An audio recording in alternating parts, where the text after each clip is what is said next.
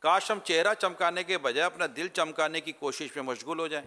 تنقید برداشت کرنے والا بڑا آدمی ہے۔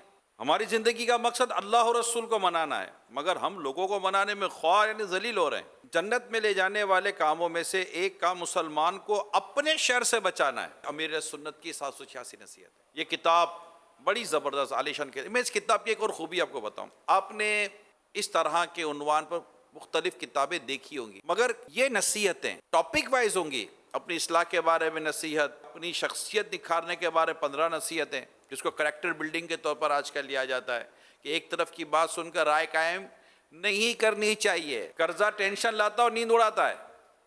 اس طرح علماء کرام کے بارے میں 18 نصیحتیں۔ واہ! اب عنوان کے ساتھ ایک نصیحت ملے جسے میں اپنے سوشل پیج کے اوپر جمعہ مبارک کے ساتھ سینڈ کرنا چاہتا ہوں، یا اپنے کسی دوست کو بھیجنا چاہتا ہوں، یا کسی بھی جاننے والے کو بھیجنا چاہتا ہوں۔ اچھی صحبت و دوستوں کے بارے میں 12 نصیحتیں۔ ماشاءاللہ 786 نصیحتوں کے 102 صفحات ہیں۔ الیاس کی عدد بھی 102 ہیں۔ میرا خیال ہے دیر نہیں کرنی چاہیے۔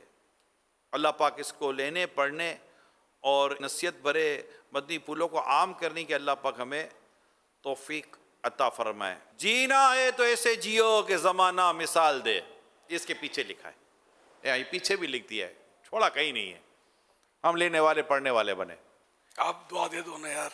یا اللہ پاک پیارے حبیب صلی اللہ علیہ وسلم کا صدقہ، جو کتاب امیر اہل سنت کی 786 نصیحتیں 72 گھنٹے میں پڑھ لے یا سن لے، ان سب کے حق میں یہ دعائیں اپنے حبیب کے صدقے میں قبول فرما۔